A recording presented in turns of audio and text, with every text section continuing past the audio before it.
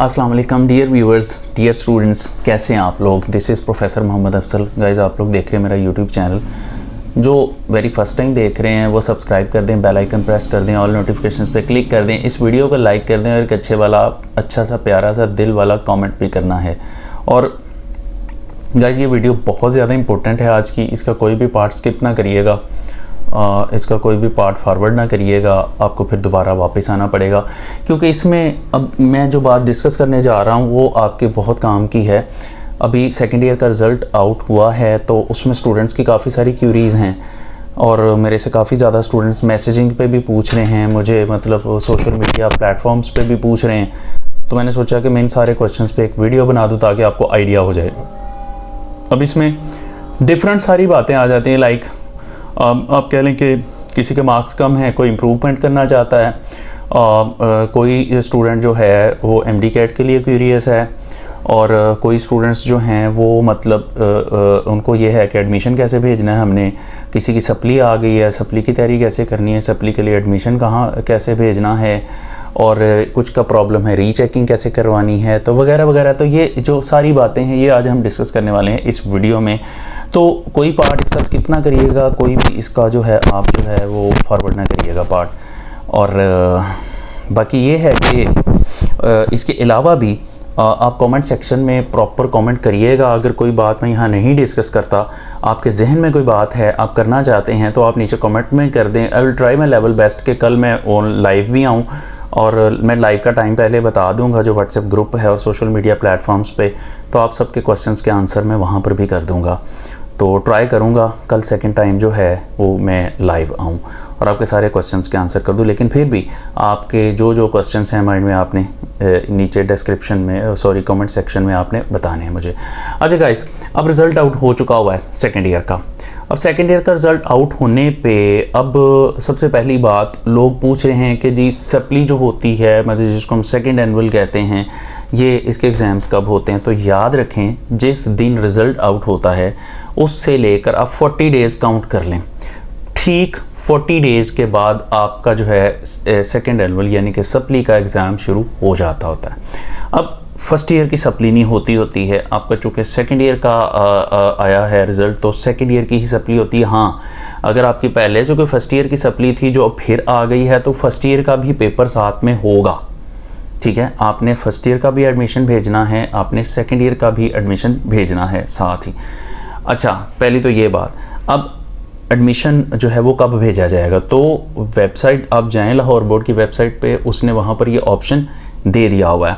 आप जब website login करेंगे, 22 लाहौर करें, 22 मतलब किसी भी ज़िले से, आप फैसलाबाद का है, गुजरांवाला बोर्ड है, मुल्तान बोर्ड है, वटेवर साहिवाल बोर्ड है, अब सरगोदा बोर्ड है। अगर किसी बोर्ड का मैंने नाम नहीं लिया तो भाई सॉरी, स्टूडेंट्स शिकवा करते हैं कि सर आपने हमारे शहर का नाम नहीं लिया। एनीवे, आप किसी भी बोर्ड की वेबसाइट पे जाएं, जब आप वेबसाइट लॉगिन करेंगे तो सबसे पहले जो ऑप्शन आपके सामने आ रही होगी वो यही आ रही होगी कि आपने सेकंड एनुअल या सप्लीमेंट्री के लिए एडमिशन भेजना है, तो उस पर क्लिक करें। गाइस, जब आप क्लिक करते हैं तो सबसे पहले वो आपको ले जाता है आपकी स्टूडेंट आईडी पे। स्टूडेंट आईडी पे लाइक आपका बे फॉर्म है, आपके बे फॉर्म को आप वहाँ एंटर करेंगे। अगर किसी स्टूडेंट्स का आईडी कार्ड बना हुआ है तो वो आईडी कार्ड नंबर वहाँ लिखेगा, तो उसके सामने वो पूरा फॉर्म आ जाएगा। उसने इस पूरे फॉर्म को फिल कर देना है और फिल करने के बाद उसके आगे से निकलेगा फ़ी वाउचर। वो फ़ी वाउचर आपने डाउनलोड करना है तो उसको आपने पे कर देना है। तो इस तरह से आपका जो है वो एडमिशन चला जाएगा। हाँ, अगर अब ये है, ये थी सप्ली या सेकंड एनुअल की बात।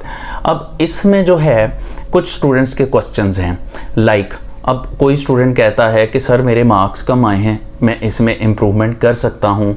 या कोई कहता है कि सर मेरा एक सब्जेक्ट में सप्ली है, मतलब लाइक इंग्लिश में सप्ली है पार्ट 1 की, तो मैं पार्ट 2 में पास हूँ, तो मैं इम्प्रूव भी साथ ही कर लूँ और मैं सप्ली का पेपर भी साथ ही दूँ।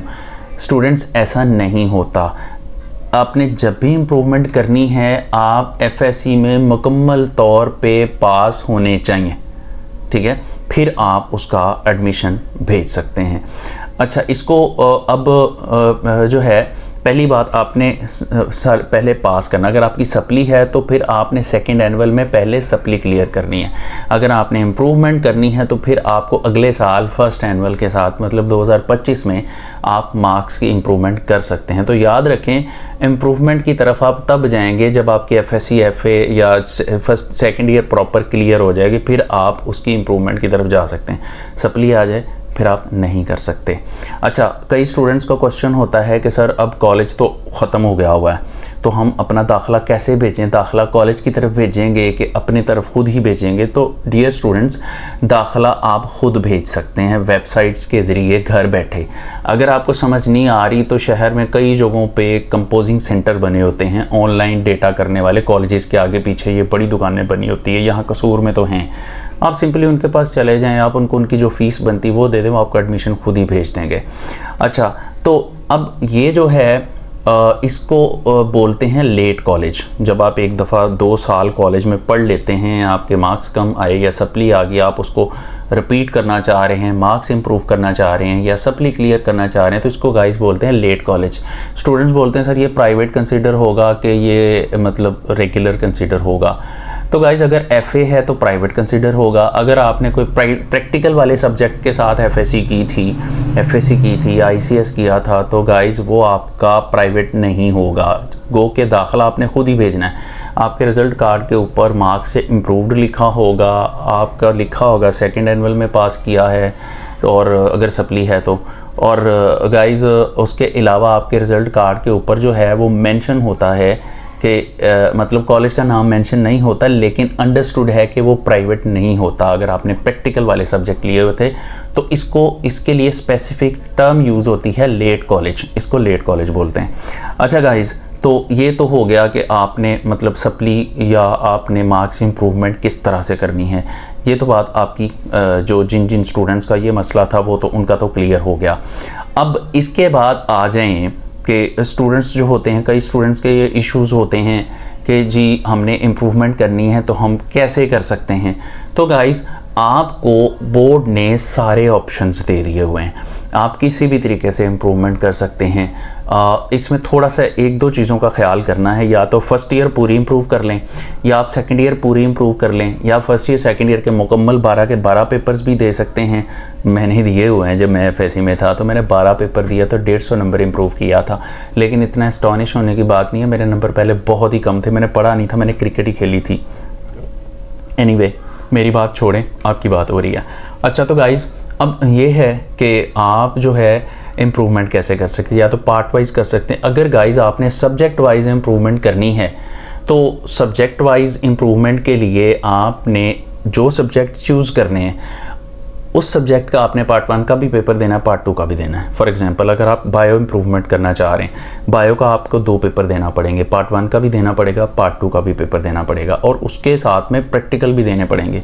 एक स्टूडेंट को क्वेश्चन था कि सर पेपर को छोड़ें, हम प्रैक्टिकल इम्प्रूव कर सकते हैं, सिर्फ और सिर्फ प्रैक्टिकल? तो ऐसा नहीं होता, हम प्रैक्टिकल इम्प्रूव नहीं कर सकते, हमने ओवरऑल सब्जेक्ट इम्प्रूव करना होता है। और जब थ्योरी का पेपर देना है तो उसके साथ हमें प्रैक्टिकल भी देना पड़ेगा। फिर अगला क्वेश्चन स्टूडेंट्स का होता है कि सर प्रैक्टिकल कॉपी हम नहीं बनाएंगे, तो बेटा नई प्रैक्टिकल कॉपी आप नहीं बनाएंगे। आपकी जो पहली दफ़ा पेपर दिए थे उसमें जो प्रैक्टिकल कॉपी थी, जो चाहे फट भी चुकी हुई है, एग्जामिनर ने कॉपी फाड़ भी दी हुई है, लेकिन आप उसको अगेन यूज़ कर सकते हैं। और हाँ, अगर लेट सपोज आपने पेपर दे दिया था तो आपने उसके बाद किसी जूनियर ने कॉपी मांगी तो आपने वो कॉपी उसको दे दी। अब आपके पास कॉपी नहीं है तो डजेंट मैटर, आप किसी दोस्त से कॉपी लेके, जो आपका सेशन मेट था, उससे कॉपी लेके उसकी कॉपी भी यूज़ कर सकते हैं, उसका रोल नंबर वगैरह मिटा के। तो इतनी आसानी आपको हो जाती है जब आप लेट कॉलेज में आते हैं। तो ये हैं सारे इम्प्रूवमेंट की जो बातें हैं। इसके अलावा भी गाइज़, अगर आपके जहन में कोई चीज़ है, कोई बात है, आप पूछना चाहते हैं तो आप वो पूछ सकते हैं। अच्छा, उसके बाद इससे जो नेक्स्ट बात आती है वो होती है कि बाज़ स्टूडेंट्स जो होते हैं वो कंफ्यूज होते हैं कि हम रीचेकिंग करवाएं कि नहीं करवाएं। तो गाइज़, अगर तो आपके लिए बहुत ज़्यादा क्रिटिकल सिचुएशन बन गई है, लाइक आपने कहीं अप्लाई किया हुआ, आपको लग रहा है कि 2-4 नंबर आपके शॉर्ट हैं जिसकी वजह से आपका एडमिशन नहीं हो रहा, तो फिर तो ज़रूर रीचेकिंग की तरफ जाएँ। और दूसरी बात, अगर बाज़-औक़ात ऐसा हो जाए कि आपका मतलब डिवीज़न का मसला हो, फर्स्ट डिवीज़न नहीं बन रही या ग्रेड का मसला हो, फिर आप ज़रूर रीचेकिंग करवाएं। लेकिन अगर हमें बिला वजह रीचेकिंग करवानी है, हमें छोटी छोटी बात को लेकर आपने परेशान होना, तो वो बिल्कुल भी ना करवाएं। हाँ, अगर आपको लगता है कि आपके किसी न किसी सब्जेक्ट में बिल्कुल अनजस्टिफाइड नंबर लगे हुए हैं, आपको कॉन्फिडेंस है कि आपका पेपर बहुत अच्छा हुआ था लेकिन उसके मार्क्स अच्छे नहीं लगे हुए, तो आप उसको ज़रूर रीचेक करवाएं। रीचेक में बाज़-औक़ात नंबर बढ़ भी जाते हैं, लेकिन ना रीचेकिंग की कंडीशंस होती हैं कुछ, वो मैं आपको पहले बता दूं। रीचेकिंग के लिए अप्लाई करने से पहले अप्लाई कैसे करना है उसका भी तरीका सिंपल है। आप जिस भी बोर्ड से बिलोंग करते हैं, आप सिंपली उसकी वेबसाइट पे जाएं। जैसे वेबसाइट पे जाएंगे, सबसे पहली ऑप्शन ही आपको यही नज़र आएगी कि रीचेकिंग के लिए आपने कैसे अप्लाई करना। उस पर क्लिक करें, अपना बे फॉर्म आ जाएगा रीचेकिंग की, उसके ऊपर फीस आ जाएगी, सारा डिटेल आ जाएगी। आप उसको जैसे जैसे ऑप्शंस आती जाएंगे आप उसको फिल करते चले जाएं, तो वो रीचेकिंग के लिए अप्लाई हो जाएगा और वो घर बैठे ही आप कर सकते हैं। आपको स्पेशली बोर्ड में नहीं जाना पड़ेगा। अब रीचेकिंग के कुछ रूल्स हैं जो मैं आपको बता दूं। रीचेकिंग के जो रूल्स हैं उनमें सबसे पहली बात, ये रीचेकिंग नहीं होती गाइस, ये रिकाउंटिंग होती है। एक स्टूडेंट ने पूछा था कि सर हम रीचेकिंग के लिए जब अप्लाई करते हैं तो क्या हम किसी को पैसे दे दिला के रीचेकिंग में अपने नंबर बढ़ा सकते हैं? तो ऐसा बिल्कुल भी नहीं होता। आपको वो रीचेकिंग नहीं होती, वो रीकाउंटिंग होती है। आपका पेपर किसी ने चेक किया, आपको रीचेक यानी कि रीकाउंटिंग कोई करवाएगा, वो बस रीकाउंटिंग कराएगा। वहाँ पर तो उसने आपको ना आपको मोबाइल लेके जाने देना, उसने ना आपको घड़ी लेके जाने देनी है, ना आपको पेन पेंसिल लेके जाने देना, कुछ भी नहीं। इवन आपकी चप्पल भी बाहर उतरवा देते हैं जी, अंदर जाएं और अपना पेपर देख लें। अब उसमें आप किसी भी बात पे आर्ग्यू नहीं कर सकते कि ये क्वेश्चन है, इस ये 2 नंबर का क्वेश्चन था, मेरे 1 क्यों लगे हुए हैं। एग्जामिनर ने जो लिख दिया है उसको चैलेंज नहीं है, तो रीकाउंटिंग है, रीचेकिंग नहीं है। इसको आप कोर्ट्स में भी चैलेंज नहीं कर सकते। अच्छा, अब दूसरी बात, उसमें अगर कोई आपका क्वेश्चन अनचेक्ड है, आपने लिखा हुआ है, वो एग्जामिनर ने चेक नहीं किया, आप उस पर क्लेम कर सकते हैं। आप टोटल कर लें हर क्वेश्चन के, अगर आपकी टोटलिंग में मसला है तो वो आप क्लियर कर सकते हैं, लेकिन कैंडिडेट ही जा सकता है, पेरेंट्स को भी वो अंदर नहीं जाने देते। आपको बुला देते हैं, सिर्फ पेपर आपने अपना तसल्ली से देखना है। हाँ, जब आप अंदर जाएँ तो वाइजली अपना सारे का सारे एक दफ़ा घर से अपना क्वेश्चन पेपर पढ़ के जाएँ कि आपका क्वेश्चन पेपर कैसा था, उसमें क्या क्या क्वेश्चन आपने अटैम्प्ट किए थे। फिर आप एक साइड से अपना पेपर देखना शुरू कर दे, देखते जाएं कोई ऐसा क्वेश्चन तो नहीं है कि जिसके नंबर नहीं लगे हुए। सबसे पहले तो ये चेक करें, फिर हर क्वेश्चन के आप टोटलिंग करके चेक करते चले जाएं। फिंगर पे ही करना पड़ेगी आपको, कैलकुलेटर भी ले जाने की इजाज़त नहीं है, मोबाइल भी लेके जाने की इजाज़त नहीं है। सबसे पहले देख लें कोई ऐसा क्वेश्चन जो चेक नहीं हुआ उस पर क्लेम करें। अगर वो चेक हुआ है, सारा पेपर देख लें चेक हुआ, फिर आप 1 बाय 1 एक साइड से टोटलिंग पे आ जाएं। शायद लाइक आपने क्वेश्चन नंबर 3 किया था, उसमें से आपने 12 में से 8 शॉर्ट क्वेश्चंस करने थे, तो आप पहले चेक कर लें कि जो शॉर्ट क्वेश्चन किए उनके नंबर टोटल करके देख लें कि आपका टोटल सही आ रहा है। फिर बाहर से देख लें कि बाहर उसने उतने ही नंबर लगाए हैं। फिर अगला क्वेश्चन, फिर अगला क्वेश्चन, फिर अगला क्वेश्चन, एक एक क्वेश्चन पर रुकें, तसल्ली से देखें कि टोटलिंग ठीक हुई पड़ी है। आप ये उसकी रीकाउंटिंग आप कर लें अच्छी तरह से, तो यही ऑप्शन है। अदरवाइज़ आपके पास कोई ऑप्शन नहीं होती। तो ये सारा जो है रीचेकिंग का अप्लाई करने का तरीका है, और ये रीचेकिंग के जो रूल्स हैं वो सारे के सारे आपको मैंने बता दिए हुए। तो उसमें किस्मत होती है, बाज़ औक़ात आप लोगों के नंबर मतलब बढ़ भी जाते हैं, तो हो सकता है 2-4 नंबर बढ़ने से आपका जो है वो उसमें आगे जहां आप एडमिशन के लिए कोशिश कर रहे हैं आपका एडमिशन हो जाए। और अच्छा, अब ये बात हो गई। अब उसके बाद बाकी और जो बातें होती हैं, मतलब रिज़ल्ट आने के बाद अक्सर लोग जो होते हैं उनको वटेवर, एक तो हमने बात कर ली उसकी मतलब इम्प्रूवमेंट पॉलिसी की, उसके बाद हमने बात कर ली जो रीचेकिंग है उसकी, और मैंने आपको सप्ली के लिए या सेकेंड एनुअल के लिए अप्लाई करने का तरीका। हाँ, इसमें एक और बड़ी इंपॉर्टेंट बात है। अक्सर स्टूडेंट्स कहते हैं कि सर हमने पास तो कर लिया पेपर, क्या हम सप्ली में इम्प्रूवमेंट दे सकते हैं?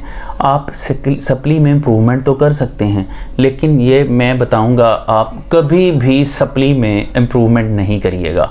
उसकी एक रीज़न है, अगर आप सप्ली में पेपर देते हैं इम्प्रूवमेंट के लिए, लाइक आप ऐसा करें, आप पार्ट 1 को इम्प्रूव करना चाह रहे हैं, पार्ट 1 के 6 पेपर आप सप्ली में देना चाह रहे हैं, आपके पास सिर्फ 40 दिन है तैयारी के लिए। आप सप्ली का पेपर देते हैं, सप्ली का रिजल्ट आते आते आगे यूनिवर्सिटीज़ के दाखिले क्लोज हो चुके होते हैं, आगे आप यूनिवर्सिटी में कहीं पर भी एडमिशन नहीं ले सकते, तो साल तो आपका ज़ाया हो ही गया। तो फिर आपने इतना बड़ा रिस्क क्यों लिया? आप अगले साल मतलब 2025 में एनुअल एग्जामिनेशन में ही रिपीट करें। सप्ली वाले जो बच्चे हैं वो ज़रूर सप्ली का कर लें, ताकि अगर उनका 2025 तक जाते जाते इम्प्रूवमेंट का माइंड बने तो वो इम्प्रूव कर लें। लेकिन जो पास हो चुके हुए हैं, जिन्होंने सिर्फ इम्प्रूवमेंट करनी है, जिन्होंने रिपीट करनी है FSE, वो स्टूडेंट्स कभी भी सप्ली में पेपर ना दें, ये मेरा मशवरा है। पूरा टाइम लें, एकेडमीज़ ज्वाइन करें, अच्छे टेस्ट सेशन दें। जब 2025 के एनुअल एग्जामिनेशंस आएँ तो उसमें आप पेपर में रीअपेयर हों, ठीक है। कोशिश करें उसमें आप अच्छे मार्क्स हासिल करें।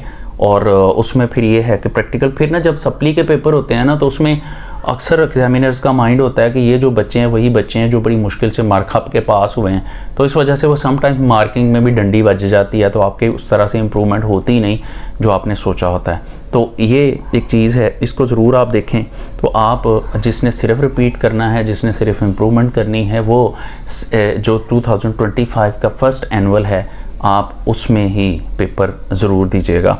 अच्छा जी, अब ये जो थी ना चंद एक जो क्यूरीज थी स्टूडेंट्स की, जो मुझे मतलब स्टूडेंट्स बार बार पूछ रहे थे, वो मतलब देख लें। अब MD कैट है, अक्सर स्टूडेंट्स कह रहे थे कि सर हमारे इतने नंबर हैं, इतने नंबर हैं, इतने नंबर हैं, हम MD कैट के लिए सेफ़ हैं। तो बेटा MD कैट के लिए तो कोई भी सेफ़ नहीं है। 1 लाख से ज़्यादा लोग अपीयर होते हैं, 3035 का एडमिशन होना है, तो उसमें क्या मैं आपको बताऊँ किसकी सिक्योरिटी है और किसकी नहीं है। MD कैट में सबसे पहले MD कैट का जो रिज़ल्ट है वो मैटर करता है। आपने MD कैट में बाई ऑल मीन्स 175 से ऊपर स्कोर करना है, फिर कहीं जाके आपका एडमिशन होना है।